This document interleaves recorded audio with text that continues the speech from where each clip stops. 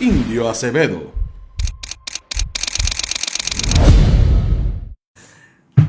Muy buenos días, Puerto Rico. Me tengo que reír porque ustedes son terribles y me hacen reír, pero qué bueno que me están haciendo reír. Hoy es viernes 23 nada, Carmen Enito. Hoy es bien 21 de... yo no sé ni los días que vivo. Miren, esto está bien difícil hoy. 21 de octubre del 2022. Y en Bonita Radio se enciende a las 8:19 de la mañana, un poquito más tarde, para conversar con ustedes sobre ustedes y de lo que ustedes tienen derecho a saber. No me cambié ni los espejuelos, pero ya mismo le pido al señor director que ponga una imagen y me deje cambiármelos, porque aquellos no tienen reflejo y son mejores para compartir con ustedes en un día que yo acabo de resumir la semana en 24 horas.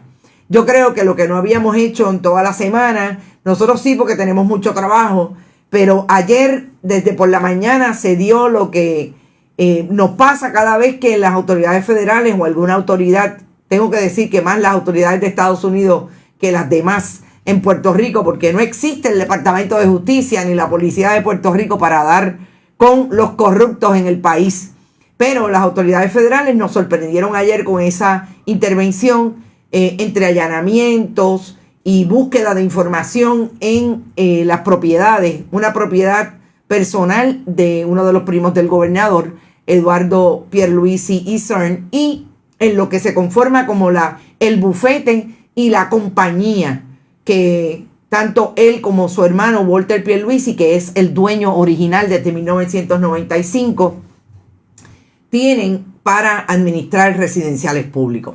Nosotros esta mañana vamos a hablar mucho de lo que empezamos diciendo ayer, que es lo que podrían estar buscando las autoridades federales, sobre todo por la información que tenemos de buenas fuentes de información relacionadas con ese mundo de la vivienda pública, que colocan a esta administradora de residenciales públicos dirigida por los hermanos Pierluisi, sobre todo por Walter, y eso es algo que también quiero hacer hincapié. ¿Dónde está quién en esta empresa? Podrían estar buscando, después que incluso haya habido querellas e información que traen los propios empleados del Departamento de la Vivienda durante los años que esta administradora ha existido como contratista del gobierno de Puerto Rico. Vamos a hablar sobre eso, vamos a hablar de la secretaria Granholm, con quién se reunió, con quién dijo qué, y lo que dice el gobernador de Puerto Rico, que supuestamente es lo importante de esta visita. También una intervención que tuviéramos esta mañana en mensajes de texto para, como siempre, corroborar la información que siempre queremos corroborar que tenemos y que negó la secretaria de prensa de la Fortaleza a través de mensajes de texto. Y yo quiero traer eso porque era una información que teníamos ayer, pero que hicimos una corroboración de alguna manera, y más tarde, esta mañana, quisimos hacer una corroboración con la propia Fortaleza. Esto fue lo que nos contestó y esta es la información que nosotros tenemos. Así que vamos a hablar de todas esas veces en que Bonita Radio le hace preguntas a la Fortaleza, no contestan, pero lo importante es cómo esta vez contestan un mensaje de texto y las incongruencias que vemos en las contestaciones y qué sabemos más allá de lo que no contesta la Fortaleza de Puerto Rico, y sobre todo cuáles son las preguntas que le dejamos también a la propia Fortaleza y que no nos contestan, que son preguntas dirigidas al gobernador de Puerto Rico. Además de eso, yo quiero comentar dónde estamos con relación a Luma, lo que sigue siendo un problema de las personas que no tienen servicio de energía, y esta visita de Granholm y cómo se ubica en el contexto de lo que está pasando con la privatizadora, porque lo último que hay es que el el New York Times, a través de uno de sus blogs, Huffington Post, está hablando precisamente de lo que está pasando en Puerto Rico con Luma Energy. Vamos a saludarlos a todos ustedes. Ángel Torrens Bonano ya te va a contestar. Gracias, Ángel. Tienes razón, nunca me contestan nada. Aquí con mis primos tercero, cuarto y quinto, enviándoles saludos y bendiciones a ustedes, bonitos y bonitas. Gracias, Alfonso Padua, por hacerme reír. Daniel Domenech dice que ayer fue derrotado en el Senado el proyecto 114 para prohibir el nepotismo cruzado. Vamos a eso porque es súper importante en esta nueva controversia del compadrazgo, como habláramos ayer con Brenda Reyes Tomasini, y del nepotismo. ¿Dónde está la Oficina de Ética Gubernamental? ¿Y qué hacen realmente para que esto sea un problema viejo en las agencias de Puerto Rico? Pero cuando usted tiene a la hermana del gobernador recibiendo toda la información sin tener ninguna responsabilidad y la tiene sin llenar informe de ética gubernamental, a pesar de que está allí recibiendo toda la información, como a veces adjudicándose la posición de gobernadora. Cuando usted tiene a los primos del gobernador atendiendo contratos millonarios por un lado la administración de residenciales públicos, pero por otro lado ahora entrando en el mundo del recogido de escombros, que tengan cuidado que con el recogido de escombros el papá de Gary, el convicto ex alcalde de Toa Alta, Buzo Rodríguez, ahí está, que tengan cuidado con eso. ¿Qué va a pasar con el nepotismo? Si Ética Gubernamental tantas veces ha dicho que no hay problema. Dice Luis Pérez Vargas, el director de la Oficina de Ética, que es porque no tiene jurisdicción. Él apostaba a esta ley. Sí, yeah, right. Daniel Domenech también está por ahí. Desde Boston, Félix López, Carmelo Ruiz, Ariel Cartagena, Miguel Medina, Carmen Rosa, Félix López, Tata y Cardala. Saludos a todos y todas los que son nuevos, que tenemos mucha gente nueva. Ayer estaba esto botado de gente nueva. También está por ahí Iber Grajales, como siempre. Irisita Delgado, que me mandó un texto. Mira dónde está, sal de la sábana. Ojalá estuviera durmiendo. A las 4:30 de la mañana ya estaba en pie. Y si no, que lo diga Sheila Angreló, que ya a las 6:30, 7 menos cuarto, le estaba enviando un mensaje para ver si me contestaba. Dalila Lozano, Gladys Esther, como siempre, Nereida Ramos. El programa de ayer estuvo tremendo de análisis, especialmente la conducta física del gobernador. Es que Brenda es genial en esos análisis y ella trae la teoría, y a mí me encanta porque nosotras podemos diferir, pero tenemos esa manera de traer las imágenes del gobernador y cómo ella puede hacer, como ustedes bien dicen, ese análisis atinado de por dónde va el gobernador con la manera en que se expresa y las expresiones corporales. Eneida Soto Rodríguez también está por ahí. Sonia Pérez. Ave María, está todo el mundo. Gracias a la diáspora que está siempre con nosotros. Aníbal Díaz Morales, un saludo. Wanda Conde, gracias a ti siempre por estar. Julio Enrique. Violeta, no me acuerdo. KL Dron. Ave María, ustedes son terribles. ¿Para cuándo, Pipo? Ivette Pérez, Ramón Papo, Ramos, Ángel Torres. Bueno, los primos talentosos. Vamos a empezar con el asunto de Luma.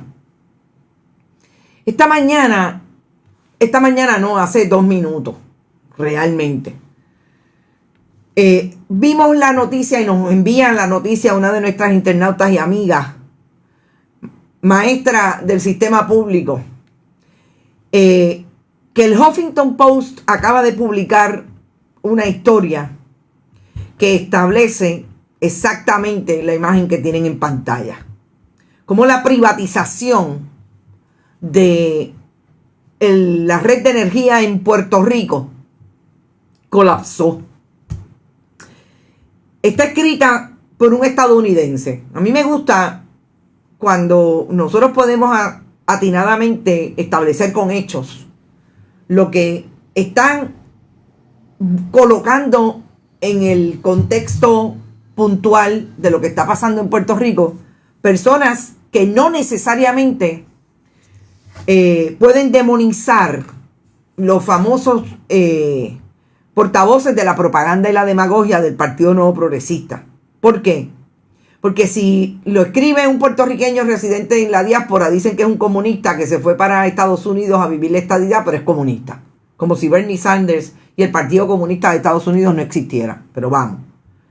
Y en esta historia, que no he terminado de leer y lo voy a confesar, porque no he tenido tiempo, fue hace literalmente 2-3 minutos que nos les enviaron.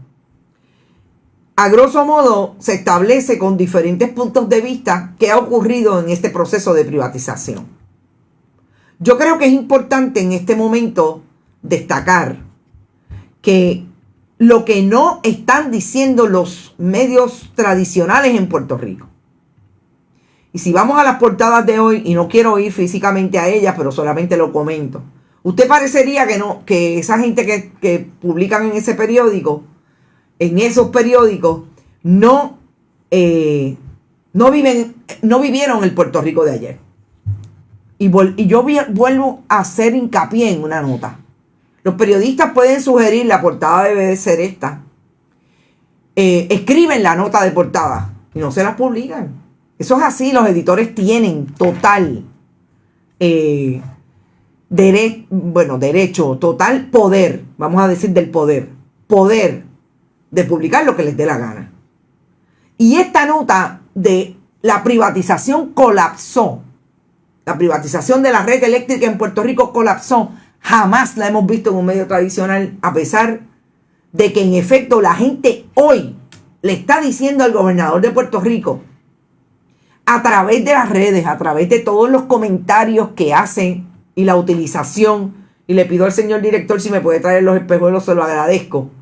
Y dejemos la imagen en pantalla del Huffington Post para yo poder tener esos espejuelos, porque la verdad es que con esto es imposible ya. Y lo más importante es cómo esto no ocurre en los medios tradicionales en Puerto Rico, pero es un medio como New York Times y los blogs que tiene el New York Times a su poder allí de publicación, que establece claramente el anaranjado, perdonen que le estoy dando señales aquí para que me consiga, es una bolsita anaranjada. Literalmente lo que no hacen en Puerto Rico lo hacen en Estados Unidos, porque no olvidemos que aquí también está atravesado el interés que tienen los contratistas en Estados Unidos de tratar de entrar. Eso no lo vamos a descartar porque eso es así. Eso es todo el tiempo, es parte de lo que ocurre en este mundo de lo que es entrar a un mercado para colocar su empresa. Ahora, es importante también destacar lo siguiente. Estas intervenciones de los periódicos nacionales en Estados Unidos también están atravesadas por el gran cabildeo que tienen los puertorriqueños en Estados Unidos, que tienen poder político, que no lo olvidemos. El 8 de noviembre votan, el día más importante del año, el día que Carmen Enita Acevedo nació. Y eso no lo podemos descartar de la ecuación. Pero ¿quién tiene que cabildear en Puerto Rico para que la portada del periódico de hoy, de uno de los periódicos tradicionales de hoy, sea que dos de las figuras de la campaña del gobernador de Puerto Rico del 2020 están retratadas con requerimientos de información por investigaciones criminales en la jurisdicción de Estados Unidos en Puerto Rico? ¿Quién tiene que cabildear para que digan en esa publicación que la privatización del sistema de transmisión y distribución de energía colapsó en Puerto Rico? Es parte de lo que vemos todos los días. Se preguntaba Néstor Duprey ahora que quién, menos mal que existía la historia, porque si fuera por los periódicos de hoy nunca pasó lo que pasó ayer. Desde Country con los fogones prendidos, Evelyn Rivera Ojeda, qué bueno que todos y todas están por ahí. Tarde pero llegué, nunca es tarde. Daniel Domenech también está por ahí. Papo Donel, nunca es tarde en Bonita Radio. Recuerden que siempre pueden escuchar nuestro programa, además del muro que se queda el programa cuando terminamos, en Facebook, en YouTube, a través de el canal de YouTube de Bonita Radio. Y siempre está colocado en todas las demás redes, Instagram y en podcast, sobre todo en Twitter, ambas en video y podcast. Entonces, obvió en su portada el allanamiento totalmente. Buen día, bonito, saludos, Elba Sierra, Raúl Torres Feliciano también está por ahí. Entonces, con relación a Luma, además de esta portada, esta publicación del Huffington Post, también hay que destacar cómo es que la secretaria del Departamento de Energía, y vamos a dejar para el final la nueva investigación criminal que se está dando y que ayer provocó esos 2 allanamientos. Realmente 3 allanamientos, no son 2. Porque la oficina de Walter Pierluisi está en las mismas facilidades donde está la empresa American Management Corporation. Y vamos a eso ya mismo bien en profundidad. 2.300 más cargos por atraso en 2 meses y cada vez y en casa somos 2. ¡Wow, Evelyn Rivera! Yo he escuchado de todo y si les digo de nosotros, es terrible. Pero bueno, estamos en la batalla. No olvidemos que a las 8:30 siempre tengo que anunciar que están con nosotros Buen Vecino Café y la cooperativa Manuel Seno Gandía. Gracias por el apoyo siempre. En el caso de Buen Vecino, apoyando a Bonita Radio desde el día 1, antes del huracán. Bueno, realmente que ahí fue cuando empezamos a hacer diario, en el medio del huracán María. Gracias siempre a Quique y a su grupo de trabajo. Wanda Alejandro, dale duro, Carmen Genil. Saludos desde San Antonio, Texas, periodismo real. Gracias por eso. Si Rosemilia hubiese estado todavía a cargo, tengan por seguro que en esos casos de corrupción hubieran sido amapuchados y archivados hace rato. Eso es lo que piensa el país. Es bueno que la gente lo escuche. Eso es lo que piensa una internauta de Bonita. Gracias, Mirta, por tu comentario. Finalmente, ¿qué hizo? Buenos días, Yosila Torre. ¿Dónde están las doñis? No las hemos visto. Hay conspiración. Tiren para adelante, que nosotros siempre vamos a promover que lo que hagan en la calle. Y lo comentamos aquí con mis 2 centavos, que es una doña y braga. Maristela Gross. Gracias a Maristela por unirse a este combo de los que nos atrevemos. Gente, en el asunto de la secretaria Granholm, me llamó profundamente la atención. Primero, que el gobernador de Puerto Rico enviaron fotos. Siempre digo, a mí no me las envían ya. A mí no me envían ni comunicados de prensa. Si Sheila Guerrero, que estoy segura que nos está escuchando, por favor, vuelvan a ponernos en el roster de los medios de comunicación que reciben información, porque la verdad es que nos quitaron. Hoy nos contestaron varias preguntas bien rápido, pero las preguntas que le tenemos al gobernador no nos las contestan. Pero bueno, ¿qué pasó con la secretaria Granholm? La secretaria enviaron esta foto de ella hablando con el gobernador. Hay otra foto que el gobernador colocó en sus redes, que es una foto con el grupo de trabajo. De hecho, sería importante que el señor director la tenga. Voy a ver si la consigo rápidamente. ¿Por qué? Porque el gobernador coloca esa foto en un momento en que estamos en el medio de la controversia de ayer, que fue lo que copó, por lo menos para los medios que lo cubrieron intensamente, lo que copó la discusión pública de los medios de comunicación a las 3 de la tarde, a las 5 de la tarde.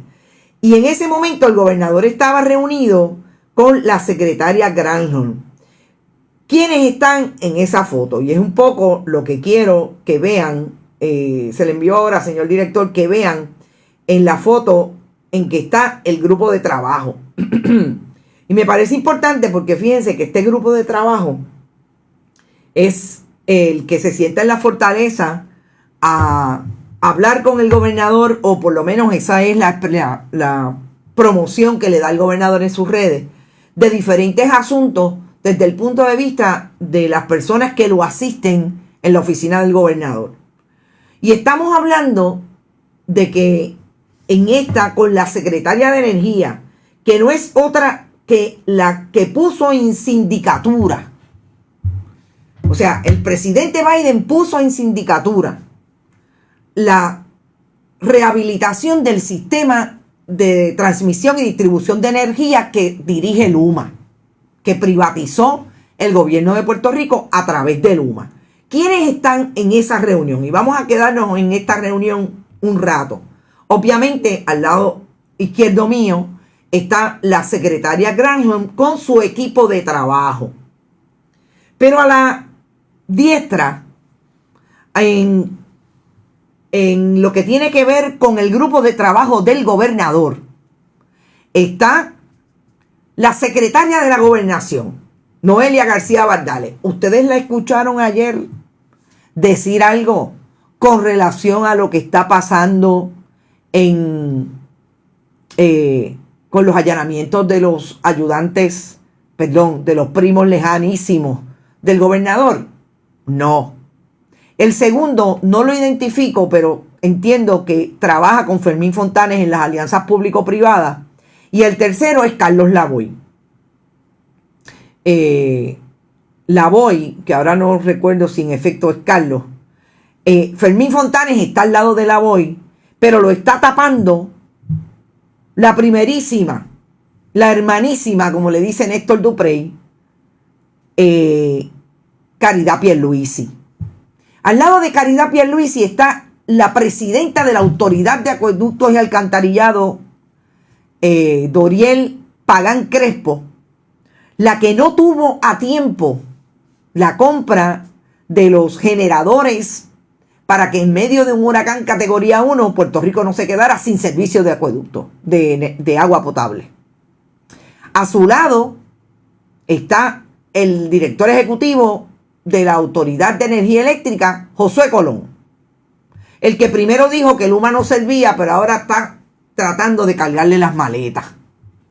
Soy honesta, desconozco quién está a su lado, el hombre sin pelo, honestamente no sé quién es, pero el último en esa fila, fíjense si este muchacho no pinta ni pa' pool ni pa' banca, es el supersecretario, el de la barba, el supersecretario, el super asesor de asuntos ambientales que nombró el gobernador, que salió en un media tour con Noelia García Bardales y que se hizo, no de asuntos ambientales, perdón, de asuntos energéticos de la fortaleza.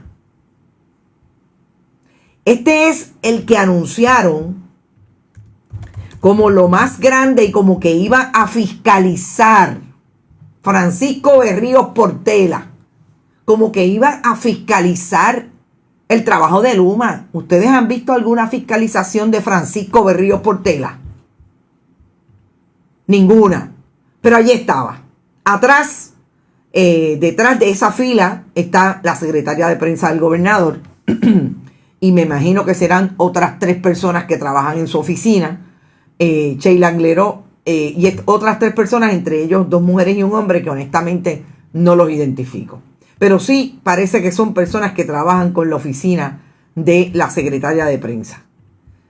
De esta reunión, el gobernador solamente pudo decir que defiende la confidencialidad de la privatización de la generación de la Autoridad de Energía Eléctrica. Es decir, vamos a seguir negociando en cuartos secretos con quién va a administrar la generación como privatizadora de la generación. Ya se sabe que genera Puerto Rico, que es un consorcio donde está New Fortress.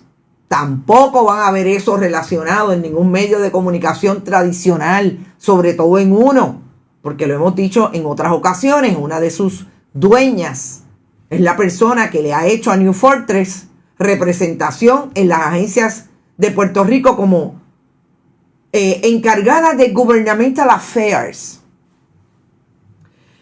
El proceso de seleccionar y contratar una alianza público-privada en el área de generación todavía está en curso y la propia autoridad de alianzas, la APP, exige que se mantenga confidencial hasta que se apruebe, hasta que el negociado de energía apruebe cualquier alianza. Eso le dijo el gobernador a preguntas del periódico El Vocero de Istra Pacheco. Bueno, por lo menos le contestan a Istra. Gente, de lo que estamos hablando es que de esa conversación con Granholm, que otro medio dice que supuestamente están súper felices porque esto va para adelante, porque el gobernador dice que esto va súper acelerado. El gobernador estaba hablando con la que el presidente Biden envió como: me los vigilas, pero no que me los vigilas, es que tú te vas a encargar. No es el gobernador de Puerto Rico el que se va a encargar. No es Fermín Fontanes en las alianzas público-privadas. No es Lavoy en Cortré. No, eres tú la que me vas a responder a mí. Porque allí no pasa nada. Y el gobernador Orondo sale diciendo que estamos tan bien encaminados. Pero, ¿cuál es lo que a mí me parece que es la verdadera noticia importante de esta llegada de Granholm a Puerto Rico? Que la secretaria se reunió con líderes comunitarios.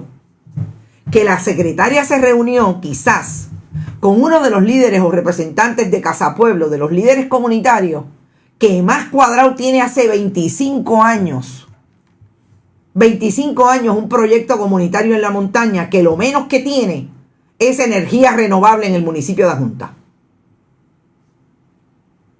Entonces, ustedes me dicen que lo más importante es que la sindicatura, que la jefa del gobernador Pedro Pierluisi en materia de la renovación, recuperación, rehabilitación de la red eléctrica, vino a darle instrucciones al gobernador de cómo es que lo van a correr. Porque el presidente Biden le dijo que esa era su función en este equipo de trabajo. Lo importante es que se reunió con Casa Pueblo, con Arturo Dellá, que se reunió con otros líderes comunitarios, pero lo más interesante es el modelo de Casa Pueblo que se lo puso en las manos. A la secretaria le dijo, mire, esto es lo que nosotros hacemos aquí. Esto es lo que nos ha funcionado. Después del huracán María, nos reforzamos, creamos una red en el mismo casco del pueblo. Nuestra área de Casa Pueblo corre con energía renovable. Este es nuestro modelo. Tenemos cooperativa que le está prestando chavos a la gente para comprar los equipos. Porque se supone que eso es parte de la agenda del presidente Biden. Energía limpia. No el gas que quieren traer Luis Fortuño y Pedro Pierluisi y otros interesados, entre otros actores también que tienen posiciones en los medios de comunicación. Energía sucia como el gas. No. Si eso es parte de la agenda, pues había que reunirse con el que tiene esto cuadrado, con el profesional y líder comunitario que desde que sus padres iniciaron el proyecto, creció en ese proyecto de Casa Pueblo y se dirigió a lo que sabe. En este caso, todo lo que han aprendido desde todas las luchas que han dado de qué es lo mejor para Puerto Rico. Y ahí está, reunido. Y lo dijo Arturo Dellá, y quiero, Arturo Masol Dellá, perdón, siempre le cambio los apellidos. El modelo energético de Casa Pueblo está sobre la mesa en Puerto Rico con Estados Unidos. Agradecidos de la invitación y apertura de Jennifer Granholm, secretaria del Departamento de Energía. La insurrección energética continúa. Miren, si esto no es lo más importante que pasó ayer en la visita de Granholm, yo quisiera que alguien me dijera qué fue lo más importante. Y que tiene instalado en comunidades resolviendo problemas en crisis en sitios alejados, apoyados por expertos en energía como el ingeniero Gerson. Todo el recinto universitario de Mayagüez que tiene pertinencia en este asunto está metido con Casa Pueblo. De ahí sale de alguna manera Masol Dellá, que entiendo que su preparación es en agronomía. O sea, es con expertos. No es con gente que no sabe. No. Es con expertos que lograron esto, incluidos esos estadounidenses. Recordemos que siempre Casa Pueblo ha estado en contacto con los grupos ambientalistas que hacen este tipo de trabajo en Estados Unidos. En ese Estados Unidos de que quiere ser parte Jennifer González, Pedro Pierluisi, Tomás Rivera Chats, Carlos Johnny Méndez, etc. Oigan, ¿dónde está Tomás Rivera Chats y Carlos Johnny Méndez con los allanamientos a las propiedades de los primerísimos? De los primísimos. Hello, no son primísimos, Carmen Enid. Son primos lejanísimos. Ese gas de Fortuño apesta, dice Mabel Rivera. El hijo de Mayor creo que hace años propuso un sistema para alumbrado público que traía millones de economía y el gobierno no lo aceptó. José Collazo, cierto. ¿Y sabes de dónde son los postes? De una empresa salida del recinto universitario de Mayagüez. Pero es que así son. Prefieren a Luma porque Luma, mira, moja el partido político. Los que hicieron el poste boricua, exacto, María. People get lost as soon as possible. I don't go to people will do, dice Edgar García. ¿Viste, Edgar? Estoy mejorando mi inglés de country. Mentira, mi inglés sigue siendo boleta, pero yo voy a mí. Encerrado en su oficina, dice Ramón Pérez. A rayos, estarán los primos adoptados, dice Ángel Torrens, te quedó bien. Banco Popular dijo que apostaba por el gas. Sin comentario. El gobernador debe estar que vota chispa por lo que invitaron a Casa Pueblo a la reunión. No sé. Eso sería interesante. Vamos a ver si podemos hablar. Y hoy les tengo que dar una noticia. Me voy de vacaciones unos días y se van a quedar un grupo de periodistas excelentes y un grupo de organizaciones sin fines de lucro en los horarios de mis programas que les va a encantar. Esto es una jornada interesante mientras yo me cojo un break y pienso porque la cosa está dura. Adjunta representa la moral de cómo deben funcionar los municipios, no importa quién sea el alcalde. Gracias a Mazol de ella, Carmelo Ruiz. Rosa Banch, todo lo que no se consiga lo persiguen. Y Mazol han sido perseguidos. Claro, claro. Lo menos que han hecho es que han arrestado a Arturo con la hija. Sí, eso es cierto. Sí, los persiguen, eso es parte. Bueno, desde Tampa, Arnaldo Cifre. Y vamos al tema que es importante que contextualicemos aún más, además de lo que hicimos ayer. Con relación a estas intervenciones, investigaciones en curso que tiene, por un lado, el departamento en la oficina del inspector general. Y podemos dejar las imágenes un rato, señor director, que usted sabe que hoy es un día así de muchas imágenes. Estos fueron los que intervinieron ayer entre el FBI y la oficina del inspector general en el Departamento de la Vivienda Federal. Y yo quiero empezar por establecer lo siguiente. Si usted ve que hay, por ejemplo, efectivos del inspector general en un allanamiento como este, también está el FBI. El FBI puede ser una agencia, y es en muchas ocasiones, si no siempre, una agencia que tiene sus investigaciones, pero también comparte investigaciones y esfuerzos con otras agencias federales. Por eso es que usted ve que cuando viene el inspector general de salud con relación a un caso del Medicare, hay un agente del FBI o hay un grupo de agentes del FBI, porque obviamente hay trabajo en conjunto. Si el inspector general de vivienda está ahí en 3 y le solicita al tribunal, en este caso es un juez quien emite la orden de allanamiento, las órdenes de allanamiento. La agencia, el inspector general o el FBI le tienen que llevar información al juez para establecer más allá de, no en duda razonable porque no estamos en un proceso judicial, pero para establecerle la necesidad de que necesitan entrar allí a buscar información que ya saben cuál es. Esto es bien importante. Nadie va a hacer un fishing expedition. Nadie con capacidad de investigación como la tienen estas agencias. Si lo hacen, pues obviamente lo veremos en los resultados más tarde. Pero en este caso, no hay otra cosa que se establezca entre lo que vimos ayer, que no sea de que tienen información y fueron a buscar allí lo que les falta para continuar esa investigación. Si esa investigación está adelantada, no está adelantada, mi suspicacia me dice que es una investigación que lleva tiempo.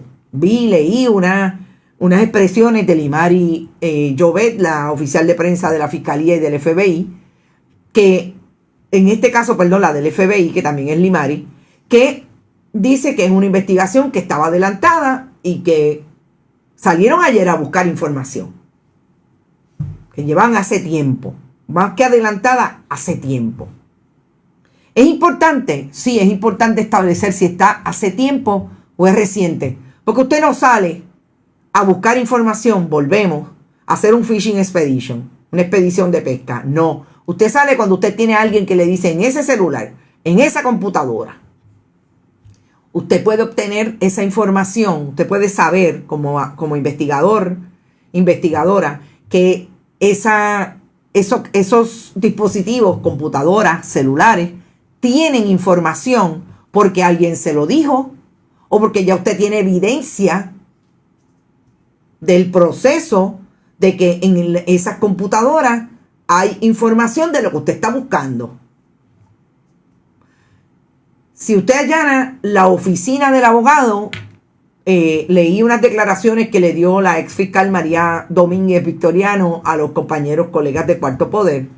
Usted se da cuenta que María Domínguez está diciendo, cuando usted va a allanar la oficina y usted le dice a un juez que va a allanar la oficina de un abogado, ese es el interés, eso tiene que ir, por ejemplo, al buró sería del FBI. Tiene que ir a las oficinas del Departamento de Justicia en Washington para que allí lo autoricen. ¿Por qué? Porque obviamente la información que está en la oficina de un abogado no solamente es del cliente que es posible que usted esté buscando, no, es de otros clientes, y en esas computadoras puede haber información privilegiada y eso hay que protegerlo. Perfecto. El problema es cuando aquí se cruza el Walter Pierluisi abogado. Si es que está litigando como abogado independientemente a las corporaciones que tiene. Que la información que tenemos es que no.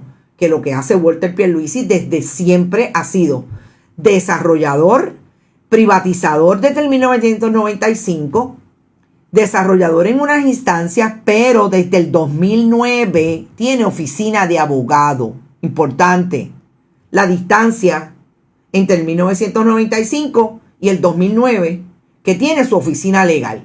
Y ahí están los registros de las corporaciones. Entiendo que tenemos 3. Tenemos 2 realmente. De Walter Pierluisi tenemos, entiendo que es la corporación American Management, y también tenemos de Walter Pierluisi, no quiero Eduardo porque Eduardo es otro caso y lo vamos a atender ya mismo. Y una corporación, Atardeceres del Yunque, que es una corporación activa desde el 2007, que aparentemente está incorporada para desarrollar. Y yo recuerdo claramente cuando yo hablé con Walter Pierluisi, que él me dijo, entre otras cosas, yo soy desarrollador.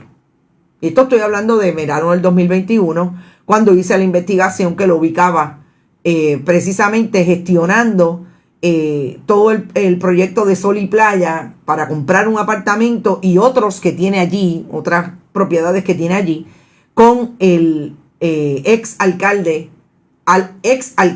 de Rincón, Liborio Caro Muñiz, que resultó convicto de corrupción y era el dueño de los terrenos donde se ubicó Sol y Playa, con un abogado de Aguadilla, y eso es otro cuento. Estas corporaciones, obviamente, es la misma persona que es abogado igualmente. American Management Corporation está ubicada en ese predio donde también ubica la oficina legal de Walter Pierluisi. ¿Para qué hubo entonces allanamiento, orden de allanamiento? Para la corporación y para la oficina del abogado. Vamos a dejar claro que a la oficina del abogado y a la oficina de American Management, obviamente, allí fueron inspector de vivienda pública y FBI, inspector de vivienda pública. Los hermanos Pierluisi, en este caso, Walter Pierluisi, que es el que inscribe la corporación American Management Corporation, tiene contratos desde la época en que, como dijimos ayer, se comenzaron a privatizar los residenciales públicos en Puerto Rico. ¿Quién dirigía el gobierno de Puerto Rico? Pedro Rosselló González. Se privatizaron los residenciales públicos y los primeros en crear una corporación fueron los hermanos Pierluisi, Walter Pierluisi. Crearon una corporación, empezaron a tener contratos. Si usted va a la oficina del Contralor, se da cuenta que los contratos bajan en las administraciones populares y suben en las administraciones del Partido Nuevo Progresista. Eso es una cuestión de hecho. Y ahí están los contratos que han tenido, sobre todo en el registro del Contralor, están desde el 2008. Recordemos que no podemos ir tan atrás a nivel de digitalización, pero están desde el 2008. Y ahí es que usted puede ver el vaivén entre la administración. Tuvieron un montón de contratos en la administración de Fortuño, bajan en la administración de Alejandro García Padilla y vuelven a subir en el 2017 hasta el 2022. En este momento, cuando las autoridades van a buscar a ejecutar esos allanamientos, llegan a la casa de el hermano de Walter Pierluisi, Eduardo Pierluisi. Eduardo Pierluisi es la persona de inventario. Y aquí yo quiero establecer claramente cómo es que las autoridades federales, cuando dan este dinero, entran. El privatizador es una operación del 100%. Yo decía ayer que podría ser hasta un 90, un 95, pero me corrige una persona del mundo de la vivienda pública y de ese escenario de los privatizadores, que es el 100%. O sea, el dinero que se da para el manejo de los asuntos sociales, de la educación, porque hay de todo. Allí, desde darle talleres de empleo, desde la fiesta y la bomba, todo es dinero del gobierno de Estados Unidos. Cuando usted va a comprar los inodoros porque va a remodelar, etcétera. ¿Qué es lo que no se puede hacer con ese dinero? Que podría ser una pregunta para hacerle, por ejemplo, a estos dos desarrolladores, o a este desarrollador, este privatizador, y a su hermano en inventario. Usted no puede gestionar un subcontrato con una empresa suya. Es decir, si usted es privatizador de la Rosaleda, del residencial Monteatillo, usted no puede recoger la basura con una empresa que usted creó para recogido de basura. Por ejemplo, usted no puede inflar los precios de un bien que, por ejemplo, le paguen a un desarrollador en tanto que todos los desarrolladores tienen más o menos un máximo. Y vamos a poner una silla. La silla para el centro comunal casi siempre se estaba pagando a $75 la silla. Y en este momento pueden haber auditorías que establezcan que un desarrollador X la pagó en $150, el doble. Todas esas cosas son las sospechas que ponen esas auditorías. Aquí hay un red flag, como diría doña María en Country. Aquí sigue habiendo un cuestionamiento. Gente, esto lo monitorean y por eso es que me parece tan interesante que aquí no tengamos una manifestación hoy, una expresión hoy del secretario de la Vivienda, William Rodríguez, del director de la Administración de Vivienda Pública, Alejandro Salgado, que dijo que las autoridades federales no le han preguntado nada sobre ese desarrollador. Pero Alejandro Salgado, ¿cómo le van a preguntar? Si lo menos que ha tenido el gobierno de Estados Unidos a nivel del Departamento de Justicia, el FBI en Puerto Rico y los fiscales del Departamento de Justicia en Washington y los fiscales de aquí dirigidos por Stephen Muldrow, es que John Fuentes Fernández se les viró y les dañó la investigación de los financiamientos de las campañas. ¿Usted se cree que le van a pedir algo a un secretario de agencia de Puerto Rico? Sobre todo usted que maneja a las personas que monitorean y activan todo el tiempo su trabajo como empleados de carrera para decirle las fallas que tiene o las banderas rojas que existen en las monitorías y en las auditorías que se dan a los privatizadores.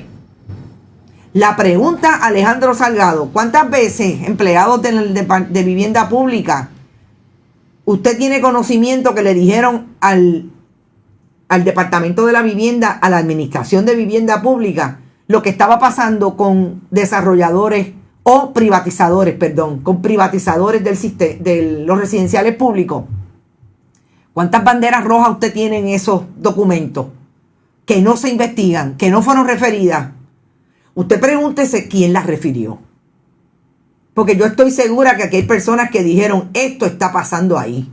Y aquí hay una oficina de HUD y el inspector general tiene personas en la oficina de HUD aquí.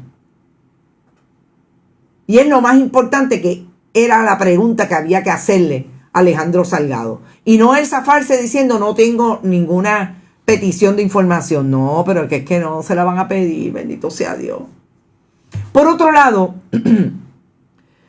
el compañero Oscar Serrano hace una alusión a una información que en efecto American Corporation Management tiene contratos con municipios para recogido de escombros. Eso plantea otro asunto, porque la administración, volvemos, la operación de una administradora de residenciales públicos es 100% federal desde el Departamento de Vivienda Federal. Y lo que no puede hacer un administrador es, con el dinero que tiene para operar, que se lo da al Departamento de la Vivienda para administrar residenciales públicos, financiar otras actividades que les requieren, que le suponen dinero. Porque eso es como la Constitución de Puerto Rico prohíbe que usted haga un negocio con los chavitos que le pague Lela y que opere un negocio a base de un contrato legal que tiene con una agencia X y finalmente ese dinero semilla lo utilice para otro negocio. Esa es interesante. Y yo decía al principio, en principio del programa que lo más importante era ver hasta dónde llega el alcance de una investigación en términos de lo que sabemos es el referido o el requerimiento de información. Que en ese mundo de los escombros fue que se enredó el exalcalde de Toa Alta, el Buzo Rodríguez, que le costó una convicción, porque lo menos que le pidió fue $1 millón a aquel que venía a recoger los escombros, que era dinero que le pagaba FEMA. Y lo importante de esa ecuación es preguntarse por qué los contratistas, inmediatamente, como diría aquel testigo del caso del Instituto del SIDA, Ángel Concino Mauraz, cada vez que juegan con melao se lamben los dedos. ¿Por qué cada vez que anuncian que va a llegar una inyección de millones de dólares por X o Y desastre, que es el caso del recogido de escombros en el área suroeste por razón de los terremotos del 2019 al 2020? ¿Por qué cada vez que hay un anuncio pueden haber contratistas que entiendan que aunque tuvieran una corporación para hacer la goma de los lápices, pueden recoger los escombros? Y esa es una pregunta importante en esto. Nadie se despinte de que aquí todo puede estar con las letras chiquitas.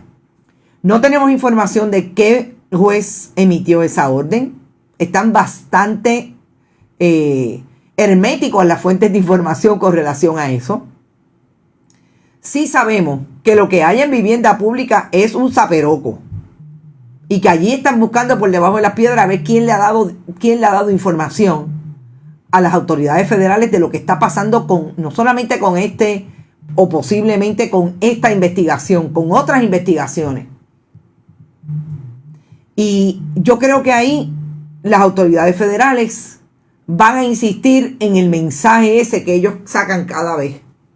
Y fíjense que yo nunca había visto a una oficial de prensa del FBI tan activa hablando con los periodistas. Básicamente no dijo nada. A mí me encanta porque son 5 o 7 párrafos que no dicen nada. Claro, habría que tener otros elementos, sobre todo fuentes de información, para uno más o menos poder descifrar las cosas que no se dicen. Pero es importante ver cómo eso ha cambiado. ¿Qué va a hacer Stephen Muldrow? No va a salir, obviamente. No vamos a saber ni quiénes son los fiscales. Yo creo que Stephen Muldrow está claro. A mí me dañaron un caso una vez, no me lo van a dañar 2 veces. Y lo último, y a esta hora que ya nos tenemos que ir, Dice Norma Rodríguez, ¿cuál es la función del Departamento de Estado? ¿Qué pasa con Fiji en esos desastres de corporación que parecen Frankenstein? Bendito sea Dios. ¿Dónde está el Departamento de Justicia? ¿Ustedes se creen que esto no es también injerencia del Departamento de Justicia? Claro. No sé. Ustedes han visto a Domingo Emanueli. Ustedes han visto a la secretaria de la Gobernación. Ustedes han visto a Tomás Rivera Chats, Carlos Johnny Méndez. Yo no he visto a nadie salir hablando de esto. Pero bueno. Lo que pasó esta mañana es que yo tengo información de que la esposa de Walter Pierluisi es una persona que ha trabajado, o por lo menos es bastante frecuente en la Fortaleza de Puerto Rico. Esta persona salió en un momento dado públicamente su nombre porque fue parte de los demandantes de con él como sociedad de bienes gananciales en tratar de detener lo que fue la negativa de la Junta de Planificación de aprobar lo que se hizo en Sol y Playa, en la playa Los Almendros, con relación a la construcción de las zonas recreativas, etc. Marcia González Colla Fernández. A mí me la ubican a esta persona en no solamente actividades allí en la Fortaleza, sino también en actividades políticas del gobernador de Puerto Rico. Y a mí me pareció interesante ese planteamiento porque no solamente me dice eso por un lado, me dicen eso, sino que eso no concuerda con lo que el gobernador dice, que no sabe, esos primos son lejanísimos, que son terceros, cuartos, quintos, realmente pues no concuerda con que uno sea, en el caso de Eduardo, su director de avanzada, y en el caso de Walter Pierluisi, su director político, y anteriormente en la campaña del 2016, y el organigrama del 2020 tiene claro a los dos, director político y director de avanzada, y en el 2016 solamente presenta a Walter Pierluisi. No concuerda. Yo llamé a la Fortaleza ayer. Me pasaron a una extensión y no me contestó la extensión. Yo esta mañana hice lo propio en términos de preguntarle directamente a Sheila Anglero, que es la oficial de prensa del gobernador de Puerto Rico, que nunca me ha contestado llamadas relacionadas a preguntas sobre lo que pasa en la Fortaleza, pero sobre todo sobre lo que tengo para preguntarle al gobernador. Nunca me han dado una entrevista con el gobernador, esa historia ustedes la saben. Esta mañana yo le pregunto específicamente a las 6:58 de la mañana que si me confirma si Marcia González Colla Fernández es empleada de asuntos legales en la Fortaleza. Inmediatamente me contesta: buen día, no es correcto. Inmediatamente después que me dice no es correcto, ¿quién es ella? Y yo le pregunto nuevamente, ¿nunca ha trabajado en la Fortaleza? Inmediatamente le hago la segunda pregunta: ¿cómo responde que no si no sabe quién es? Y yo quiero ser bien puntual con esto, y aquí están los mensajes de texto. Aquí está la evidencia de que hablamos con Sheila Anglero, porque ¿cómo usted me dice que no trabaja en la Fortaleza si no sabe quién es ella? Parece que se dio cuenta que tenía que, obviamente, aclarar, porque ahí estaba. Ella me contesta que desde que ella llegó en enero del 2021 no conoce a ninguna persona de ese nombre. Y dice que va a verificar, y me contesta: miren, no pasaron 2 minutos. Confirmado. No hay ningún empleado en Fortaleza bajo el nombre de Marcia González Colla Fernández. No es empleada. Eso no quiere decir que no vaya allí. Eso no quiere decir que no participe de las actividades políticas. Lo confirma según Sheila Anglero, porque yo le pregunto si me lo confirma ella. Me dice que ella como portavoz de prensa, pero está confirmado con Carmen Salgado, que es la administradora de la Fortaleza. a quien tenemos en una foto porque el gobernador otra vez volvió a celebrar un cumpleaños en su oficina, en sus redes sociales el pasado mes de enero. Carmen Salgado lo confirma. Carmen Salgado Rodríguez, yo trato entonces de que la secretaria de prensa del gobernador, y quiero dejarlas en récord, me conteste 3 preguntas que yo tengo para el gobernador. Y las voy a traer acá. ¿Cuándo fue la última vez que compartió el gobernador con los hermanos Pierluisi?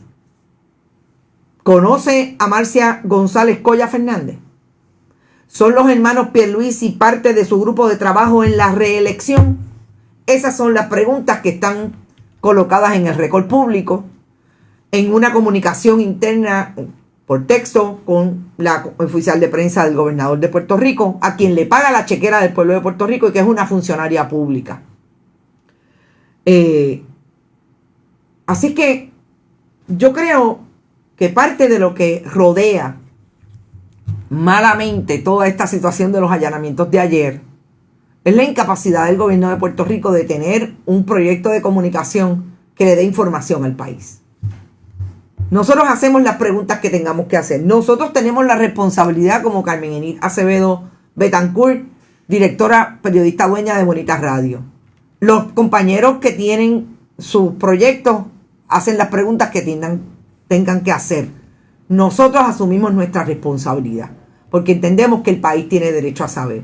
Vamos a seguir investigando. Siempre digo, yo nunca tengo prisa para las investigaciones. Cuando hay información se saca, cuando no hay información no se saca. Y comentamos hasta donde podamos comentar, sobre todo traer información, no solamente con la evidencia, hasta de las conversaciones y las contestaciones que nos dan, sino también con los contextos correctos. Porque usted no puede decir que lo más importante que pasó ayer fue que la fiscal de el proceso de rehabilitación de la red eléctrica en Puerto Rico se sentó con usted y le dijo a saber lo que le dijo. Yo creo que el contexto puntual es que el país viera en esas reuniones a un líder comunitario y que representa a mucha de la gente del interior del país, sobre todo de nuestro gigante dormido, nuestra faja de montañas en la montaña puertorriqueña, que tienen energía eléctrica gracias a que la comunidad se alzó y mantiene un proyecto de energía renovable. Esa sí es una buena portada. Éxito. Nos vemos el lunes a las 8 de la mañana en Noticias con Café. Y el lunes le voy a dar la información de cómo nos vamos a distribuir, de cómo va a ser esa jornada interesante del 31 de octubre al 15 de noviembre, con periodistas que tienen su proyecto digital, que quieren participar también y nosotros queremos que participen de nuestro proyecto con más información y análisis, con organizaciones sin fines de lucro, entre ellos el Urbanista, que tiene una fundación sin fines de lucro para educar al país sobre el territorio y, lo más importante, por qué tenemos que conservarlo. Nos fuimos, el lunes hablamos de eso. Que la pasen bien. 2 cervezas, un palito de vino, una copita de vino, un palito de lo que usted quiera, pero por favor, relájese y trate de ver el mar, que siempre es bueno. Nos vemos el lunes. Que la pasen bien.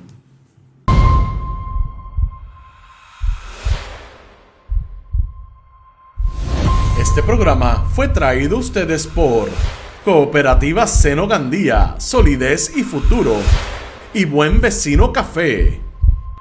No olvide que puedes realizar sus donaciones a través de ATH Móvil en la sección de negocios como Fundación Periodismo 21. O puede acceder a nuestra página de internet bonitaradio.net y donar a través de PayPal o tarjetas de crédito.